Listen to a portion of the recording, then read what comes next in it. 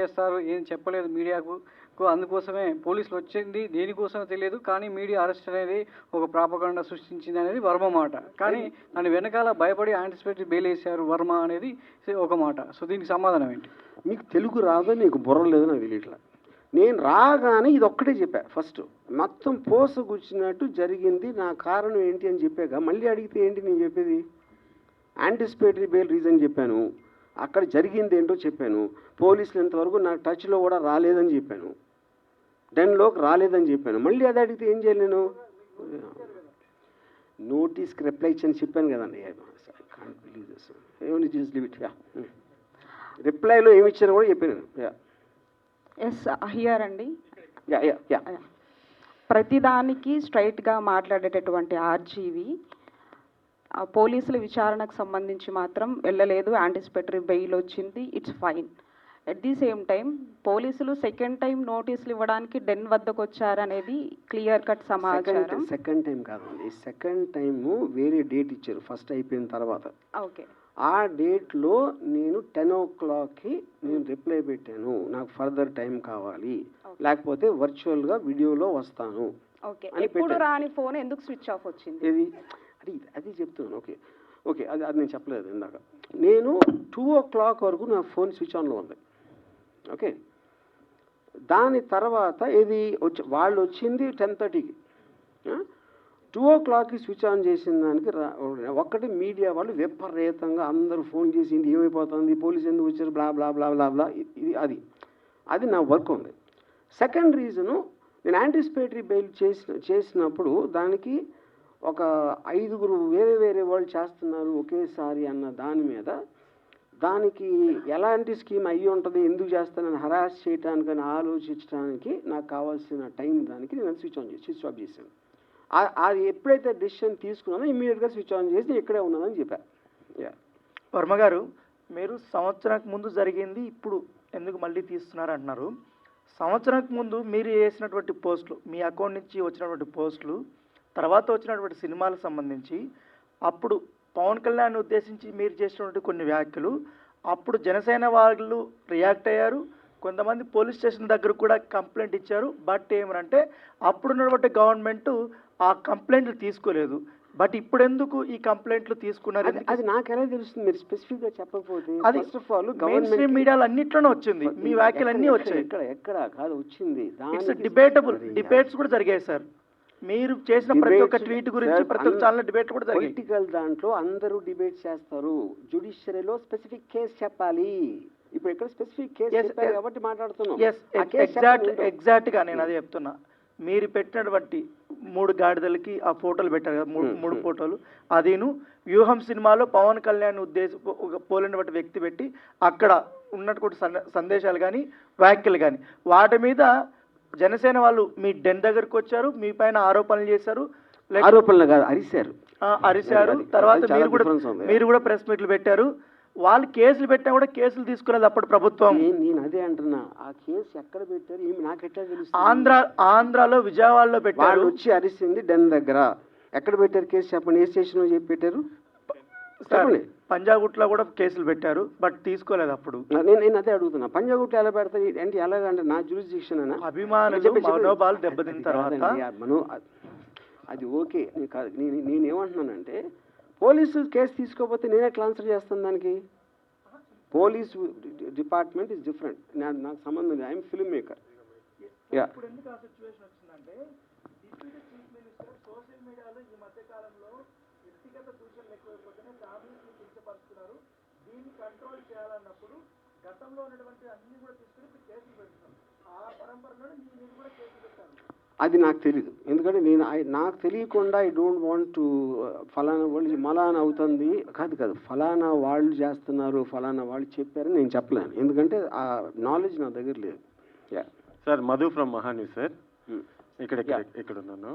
ఈ మధ్య ఏపీలో అరెస్ట్ అవుతున్న కేసుల్లో చాలామంది జైలుకి వెళ్తున్నారు కదా, వాళ్ళు ఏమంటున్నారంటే మాకు గుర్తులేదు, మర్చిపోయాము, ఇలా చెప్తున్నారు.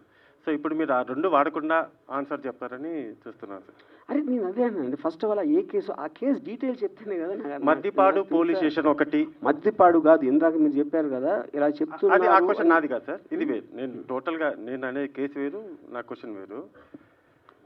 మద్దిపాడు పోలీసులు ఆర్జీవీ డెన్ దగ్గరికి వచ్చిన తర్వాత 2 days మీరు కనిపించలేదు సార్. సినిమా ఈ షూటింగ్ టూ డేస్ అని ఎలా చెప్తున్నారు?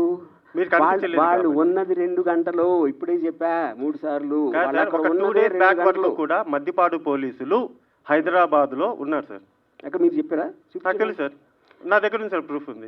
చూపించండి ఇప్పుడే. నాకు ఆయన పేరు నోట్ చేసుకోండి. నా పేరు మధు సార్, మధు. మహాన్యూస్ లో పనిచేస్తాను. మీరు పోలీస్ ఆఫీసర్ 2 రోజుల నుంచి మేము గాలిస్తున్నాం అన్న వీడియో మీరు చూపిస్తే కనుక సార్ నేను మీకు ₹1,00,000 ఇస్తాను ఇమీడియట్ గా. చూసుకోండి. రండి సార్, ఈ ప్రెస్ మీట్ అయిపోయిన తర్వాత మీకు ఆడియో వినిపిస్తాను సార్. ఆడియో ఎవడన్నా మాడతాడు? నాకు పోలీస్ ఆఫీసర్ వీడియోలో చెప్పింది చూపించండి. ఆడియో లేదు, మీకెందుకు మాట్లాడారు పోలీస్ ఆఫీసర్? ఇప్పుడు ఒకటి ఇవన్నీ అనవసరం సార్, నేను ఒకటే చెప్తున్నాను. సింపుల్ గా ఇది నాన్ సెన్స్ అనకండి సార్, ఎందుకంటే క్వశ్చన్ మేము అడగాలి, మీరు ఆన్సర్ చెప్పాలి. నాన్ సెన్స్ అని మీరు అనకూడదు సార్. చెప్పట్లేదా నేను? లేదు, వాదిస్తున్నారు. కాదు మీరు హలో ఆర్గ్యూ ఎందుకు చేస్తున్నారు సార్? ఇక్కడ కూర్చుని మీరు వాళ్ళు చెప్పారు 2 రోజులు ఉన్నారన్నారు. 2 రోజులు 2 రోజులు కాదు, 3 రోజులు సార్, 1 day వాట్ ఎవర్. నేను ప్రూఫ్ అడుగుతున్నా. అదే సార్ నేను అడిగింది. పోలీసులు చూపించకుండా ఊరికైనా మాట్లాడద్దు, అది నేను చెప్పేది. ఓకే, సినిమా షూటింగ్ అని చెప్పారు కదా సార్, సినిమా షూటింగ్కి వెళ్ళామని చెప్పారు. ఏ సినిమా సార్? ఏం సినిమా మీకు ఎందుకు చెప్పాలండి? ఇప్పుడు ఎందుకని పిలిచారు? కాదు అసలు నువ్వు పోలీస్ కాదు మీరు పిలిచారు కాబట్టి మేము వచ్చాం sir. I don't want to talk. మీ సమాధానం లేనప్పటికీ ఇలానే నేను ఉంటుంది. మీకు చెప్పను. ఇప్పుడు ఒకటే నేను ఇందాక ఒక చాలా ఇంపార్టెంట్ పాయింట్ చెప్పాను. 2 people ఆర్ మోస్ట్ ఇంపార్టెంట్ ఇక్కడ. పోలీసులకి they have every right to ask. ఏం అడగాలి? ఎక్కడ ఉన్నాడు రామగోపాల్? ఇక్కడ లేడు, షూటింగ్లో ఉన్నాడు. ఏ షూటింగ్ అని అడిగారా? అడగల. ఎక్కడ ఏ ప్రాంతంలో జరుగుతుంది అన్నారా? అడగల. అరెస్ట్ చేయడానికి వచ్చాము అన్నారా? అనలేదు. మేము గాలింపు టీంపులు పెడుతున్నాం అన్నారా? అనలేదు. ఈ 4 ఏదన్నా వాళ్ళు అన్నది చూపిస్తే అప్పుడు మాట్లాడతాం. చేతగాని తను కానీ వాళ్ళు చెప్పలేదండి, అరెస్ట్ చేయడానికి వచ్చామని చెప్పలేదండి. చేతగాని అరే యార్, వాళ్ళు ఎందుకు వచ్చారో మీరు వాళ్ళని అడుగుతారా, నన్ను అడుగుతారా? అరే ఏం అట్లా కాదండి. సరే ఓకే, వదిలేసేయండి. మామూలుగా ఇన్ జనరల్గా పోలీసులు అనేటువంటి వాళ్ళు మన ఇళ్ళ మీద కానీ ఎక్కడికైనా వచ్చినట్లయితే అది చాలా ప్రెస్టేజ్కి వచ్చిన ప్రతి ఒక్కళ్ళు కూడాను అవమానపడతారు. పోలీసులు వచ్చారు వాళ్ళ ఇంటికి అని. మీ ఆఫీసు ముందు ఒక 4 గంటలు దాదాపు, అవును 2 గంటలో 4 గంటలో మీ ఇంటి ముందుకు వచ్చేసి వాళ్ళ ఆఫీస్ ముందుకు చేసినప్పుడు మీరు ఎందుకు వచ్చారు, నా పరువు తీసే హక్కు మీకేముంది అనేటువంటిది మీరేమైనా చేశారా? మీరేమైనా దానికి నేను చెప్తున్నా అది కమ్యూనికేషన్ జరిగిందని చెప్పాను కదా. ఆల్రెడీ నాకు వాళ్ళు వచ్చి నోటీస్ ఇచ్చారు కదా, మా ఇద్దరి మధ్యన కమ్యూనికేషన్ ఉంది కదా. ఉన్న తర్వాత వాళ్ళని వచ్చారు, అప్పుడు నేను లేను. తర్వాత వాళ్ళు వెళ్ళిపోయిన తర్వాత ఇంతవరకు వాళ్ళు నాకు కమ్యూనికేట్ చేయలేదు నాతో ఇంతవరకు. ఆర్జీవి గారు, వైసీపీకి సపోర్ట్ చేసిన సినీ పెద్దలు అంటే పోసాని కానీ ఆలీ గారు కానీ ఇక నుంచి మాకు రాజకీయాలతో సంబంధం లేదు, మేము రాజకీయాల నుంచి వైదొలుగుతున్నామని వాళ్ళ ముందే అనౌన్స్ చేశారు. మీరు ఎందుకు చేయలేకపోయారు? నేను ఎందుకు చేయాలి? అదేంటి అసలు మీనింగ్ ఏంటి దానికి? నేను నా ఇష్టం వచ్చింది చేస్తానండి. అది లా పరిధిలో లేనప్పుడు జ్యుడిషియరీ డెసిషన్ తీసుకుంటుంది, అది కరెక్టా కాదని. మధ్యలో ఎవరు చెప్పడానికి నేను చేయాలో చేయకూడదని. సార్ హర్జీ గారు, నేను వెంకట్ ఎన్టీవీ సార్.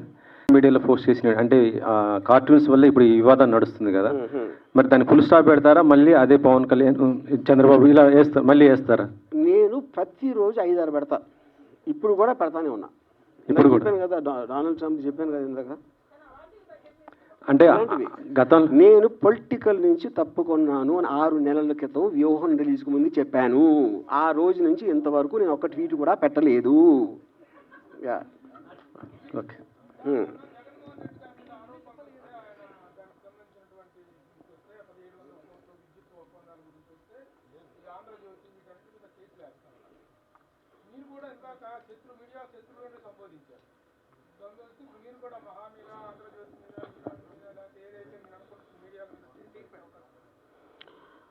అది case I want to do దాన్ని. అంటే నా కారణాలు వేరు ఉండొచ్చు, ఆ కారణాలు డీటెయిల్స్ నేను తర్వాత చెప్తాను. బికాజ్ దిస్ కమ్స్ ఏది ఏది ఏది ఏది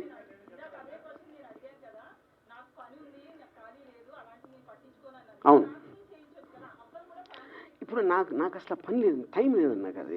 అదే వేరే నేను వచ్చింది మీకు కేసులు వేయటానుగా, నాకు ఏం అవసరం అది రావటానికి ఛాన్స్ లేదండి. ఎందుకంటే సోషల్ మీడియా అనేది విపరీతంగా విస్తరించిపోయింది. వేలు వేలు మీద ఎలా పెడతారు మీరు? అసలు ఎలా పాసిబుల్ అది? ఎవ్వరు చేయలేకపోతున్నారు, చేయలేరు కూడా. యా వర్మ గారు, ఇక్కడ అంటే మీరు ఏది సీరియస్గా తీసుకోరు, సో అదే ఆ లైట్ తీసుకోవటం వల్లే మిమ్మల్ని కూడా మీడియా లైట్ తీసుకుని మీ మీద స్టోరీలు వెళ్ళిందని చెప్పేసి అనుకోవచ్చు మీరు. మీడియాకి ఒక పర్టికులర్ పర్సన్ మీద ఉంటుందని నేను అనుకున్నాను. వాళ్ళకి స్టోరీలు ఉన్న ఇంట్రెస్ట్, ఎంటర్టైన్మెంట్ చూస్తారు, కానీ ఎవరి మీద పర్టికులర్గా పర్సనల్గా తీసుకుంటారని నేను నమ్మను. మీరు ఉదాహరణకి సుశాంత్ సింగ్ రాజ్పూత్ అప్పుడు ఆల్మోస్ట్ రిపబ్లిక్లో అర్నబ్ గోస్వామి 1 year నడిపాడు క్యాంపెయిన్. తర్వాత ఒక్కరోజు సడన్గా ఆపేశారు. అది దానికి ఏం సొల్యూషన్ రాలేదు, ఏమీ రాలేదు. అప్పుడు ఆ అమ్మాయి పేరు మర్చిపోయాను నేను, heroine Sushant Singh girlfriend, తన మీద ఇప్పుడు తన మీద కంటిన్యూస్గా తనే చేసింది అని జైలుకి ఇంకా అరెస్ట్ చేయలేదని నడిపారు కదా. అర్నబ్ గోస్వామికి ఆ అమ్మాయికి ఏం కానీ ఎప్పుడు కలిసి కూడా ఉండరు నాకు తెలిసి 100%. ఏదో ఆ టైంలో అనిపిస్తుంది మీడియాకి, అంటే ఒక వేవ్ లాగా వచ్చి వెళ్ళిపోతుంది. ఎవరు కూడా ఎవరిని పర్టికులర్గా పర్సిక్యూట్ చేస్తారని నేను అనుకోను. ఒకటి, సోషల్ మీడియాని ఎవరు కంట్రోల్ చేయలేరు అన్నారు, బట్ వ్యక్తిగత క్రమశిక్షణ ఎవరికి వాళ్ళు మెయింటైన్ చేస్తే ఏ గోళ ఉండదు కదా.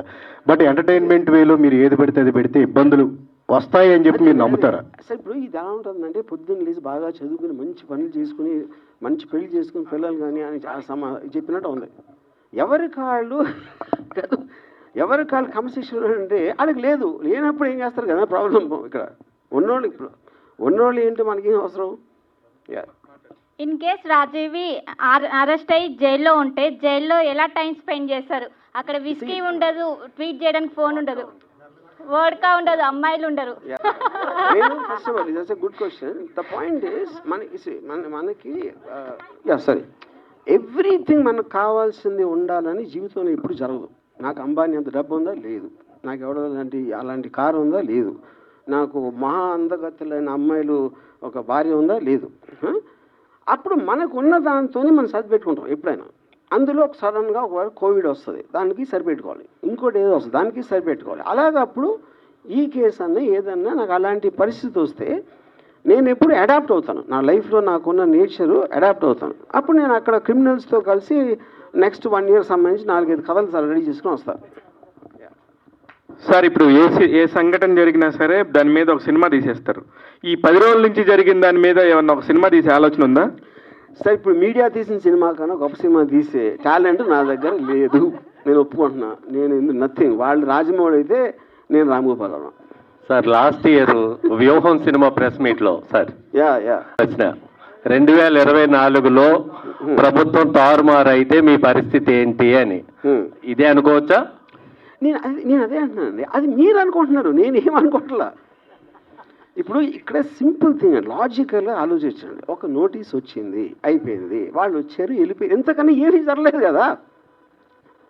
అప్పుడు నాకు ఏమైనట్టు మీ ఉద్దేశం? మీరు మీడియా చూసి అరే భయపడి వణికిపోతున్నాడు, మంచం కింద ఉన్నాడు, భయపడి కలకట్ట అన్ని మీరు అనుకుంటున్నారు. అది అక్కడ ఏమీ జరగలేదు కదా. ఎవరైనా పోలీసులు చూపించండి, పోలీసులు కోట్ చేస్తే ఎవరన్నా చెప్పగలుగుతారా? అది నిజం కాబట్టి చెప్పగలుగుతాను. నేను ఒక ఇన్స్టిట్యూషన్ ఆఫ్ ద గవర్నమెంట్ని నేను డైరెక్ట్గా కోట్ చేస్తా. ఇంతవరకు వాళ్ళని అరెస్ట్ చేయడం నాకు చెప్పలేదు, ఎవరికి చెప్పలేదు. ఇలా నేను కోట్ చేయగలుగుతాను, అది నిజం కాకపోతే ఎలా చేయగలుగుతాను? అది ఒకవేళ అఫీషియల్గా వాళ్ళు అరెస్ట్ చేయడానికి ముందుకు వస్తే ఏం చేస్తారు? నేను అదే అంటున్నా, మళ్ళీ అదే ఒఫీషియల్గా అరెస్ట్ చేయడం కోసం చచ్చినట్టు అరెస్ట్ అవుతాను, అది చెప్పారు కదా. ఓకే, అయితే ఒకటి మాజీ సీఎం జగన్ కావచ్చు, లేదా మాజీ మంత్రులు కావచ్చు, ఎవరైనా ఈ వారం 10 రోజులుగా మీకు ఎవరైనా టచ్లోకి వచ్చారా? సానుభూతి తెలపడం కావచ్చు? ఎవ్వరు రాలేదు. ఎందుకు రాలేదంటే అది రావాల్సిన అవసరం లేదు ఫస్ట్ ఆఫ్ ఆల్. ఎందుకంటే వాళ్ళందరికీ మ్యాటర్ తెలుసు వాళ్ళకి. సార్, ఇప్పుడు వీటిలో జరుగుతున్నాయి. బోరుగడ్డ అనిల్ అని, శ్రీరెడ్డి మీద కానీ, పోసాని కృష్ణమురళి కానీ, సజ్జల భార్గవ్ వీళ్ళందరూ చాలా ఫిల్తీ లాంగ్వేజ్ వాడారు, చాలా దారుణమైన భాష వాడారు. కానీ రామ్ గోపాల్ వర్మ ఆ భాష ఎప్పుడూ వాడలేదు. యాజ్ ఓన్లీ పోస్టెడ్ అనేటువంటి ఒక సెటరికల్గా పోస్టులు వేసాడే తప్ప ఇలాంటి ఫిల్తీ లాంగ్వేజ్ వాడలేదు. ఆయన అరెస్ట్ చేయటం అనేటువంటిది అంత ఇది కాదు అనేటువంటిది, ఆయన మీద చర్య తీసుకోవటం అనేది అంత కరెక్ట్ కాదనేటువంటి ఒక సాఫ్ట్ కార్నరు సానుభూతి మీ మీద ఉంది. How do you take that? First of all అది అంటే వాళ్ళు ఎవరైతే మీరు పేర్లు చెప్పారో వాళ్ళు మాట్లాడుతున్నది కేసు కాదు కూడా నాకు తెలియదు. ఎందుకంటే అది రెటారిక్ కిందకు వస్తుంది నాకు తెలిసి. అంటే ఒక ఫర్ ఎగ్జాంపుల్ నన్ను చంపితే ₹1,00,00,000 ఇస్తాను ఒక ఆయన ఎవడో అన్నాడు, నా పేరు మర్చిపోయాను. ఇప్పుడు అంత డైరెక్ట్గా కాంట్రాక్ట్ కిల్లింగ్ మర్డర్ చేయమని ఆఫర్ ఇచ్చిన అతని మీద కేసు ఏముంది? వి కంప్లైంట్ బట్ నథింగ్ హ్యాపెన్. ఎందుకంటే టీవీలో కూర్చుని చెప్పటానికి ఏ భాష, ఇవాళ భాష ఎవరు వాడట్లేదు, బూత్ మాటలు ప్రతి లీడర్ వాడుతున్నాడు. మినిస్టర్ పోస్ట్లో ఉన్నవాళ్ళు బూతులు మాడారు, పోలీసులను తిడతారు, వాళ్ళని చేస్తారు. అసలు ఎవరు చూసినా ఇంగిత జ్ఞానం లేకుండా కూడా తిడతారు. వాళ్ళందరి మీద కేసులు ఉన్నాయా? ఎక్కడ లేవు కదా. అంటే అదే నేను చెప్పింది, ఫస్ట్ నేను వచ్చి చెప్పింది ఆ లాస్ అనేది క్లారిటీ లేనందుకు ఇది జరుగుతుంది. ఎవరికి తెలీదు దాని మళ్ళీ ఎలా దాన్ని ఏం చేయాలి, కంట్రోల్ చేయాలా, కేసు పెట్టాలా, ఏం చేయాలి అనేది తెలియదు ఎవరికి. అది అంటే ఫైనల్గా ఇది రామ్ గోపాల్ మనకి జరుగుతున్న లవ్ స్టోరీ, ఇందులో మీడియా ఇన్వాల్వ్ అవ్వద్దు అనేది మీరు కోరుకుంటున్నారా? ఎట్లా? ఫైన్, పోలీస్ వారు వాళ్ళది చేస్తున్నారు, నేను చేసుకుంటున్నాను. మీరు మధ్యలో వచ్చి మీరు సినిమా తీశారు, అది నేను చెప్పేది. పోలీసులు తీయలేదు, నేను తీయలేదు సినిమా ఇక్కడ. సార్ వర్మ గారు, మీ నెక్స్ట్ సినిమా కోసం అందరు కూడా వెయిట్ చేస్తున్న పరిస్థితి, మరి నెక్స్ట్ ప్రాజెక్ట్ ఎప్పుడు రాబోతుంది, ఎలాంటి ప్రాజెక్ట్ అనుకుంటున్నారు? ఆల్రెడీ 2 సినిమాలు అయిపోయినాయి. ఒకటి సారీ అని ఒక థ్రిల్లర్ ఉంది, దాని తర్వాత రష్ అని ఒక మోటార్ స్పోర్ట్స్ యాక్షన్ ఫిల్మ్ ఉంది. 2 ఆల్మోస్ట్ రెడీ అయిపోతున్నాయి. Okay done. మీడియా శత్రువులందరికీ నా చాలా I object this your honour.